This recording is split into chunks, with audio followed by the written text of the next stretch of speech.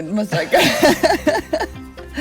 No, we've loved the bush since we were very young, and we were very fortunate to have been brought here by our parents. I didn't live in South Africa, but when I did come to South Africa on holiday, we always came to the bush, and I know that Don's family did the same thing. And you know, you just fall in love with the smell of the bush, the sound of the bush, the fabulous colours of the bush felt around you, which, you know, it just speaks to your soul. And I always feel so rejuvenated when we go away for a while, we go away on a business trip, and then we come back to the bushveld. We both feel, gosh, it's so wonderful to be back. I feel grounded, I feel stable and strong again.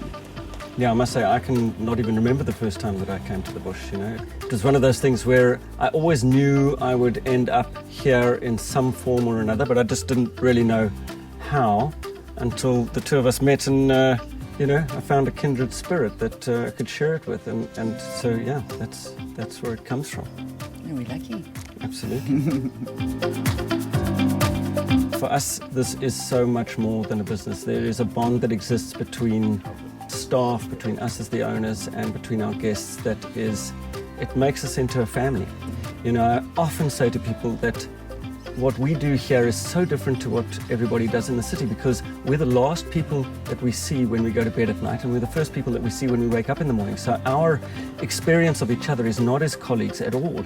It is actually as family. Absolutely. We all know exactly what every staff member is going through at the moment, what their family members are up to, what their children are up to, what their needs are, what's going on at home. We're so intimately involved with this group of 50 plus people that work with us, and it's noticed so much by our guests when they arrive. The first thing they say is, your staff.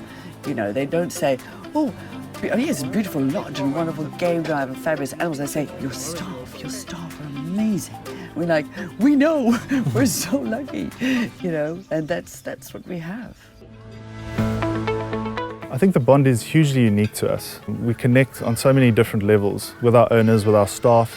Everyone is involved. It's always been incredibly special to me personally, and I think we pass it on to our guests as well.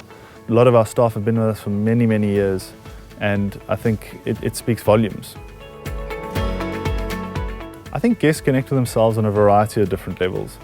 Experiencing this for the first time is incredibly unique. I think it unlocks a whole new world of emotion and feelings towards the natural environment that we're in, and gives them a huge appreciation for what we experience on a day-to-day basis. It might be a very small sighting to a very large sighting. Seeing something as large as a bull elephant next to you and appreciating its full size and strength is a mind-blowing experience. I think that it's hard not to be inspired by the awesome wilderness that you find yourself in when you arrive here. There is so much about what we have and what we live in that is so far from the reality of most people who come from cities and come from all over the world, that it is an environment that just naturally inspires people the moment they arrive. Yeah, and I also think that they spend a lot of time with their guides, and they're very inspirational people, the guides and the trackers, and I think there they learn so much from them about the bush and the environment, about nature, sustainability, conservation, that they had no idea about, and they go home with so much more knowledge and information, and they feel better equipped in order to face their own conservation and sustainable issues from wherever they come from. I think Tanda Tula as an experience is by definition a very intimate experience, and it also changes the pace of everything that most of our guests are used to. There's a whole rhythm of the way that things happen, and it slows everything down, and it gives people an opportunity to sort of find themselves again.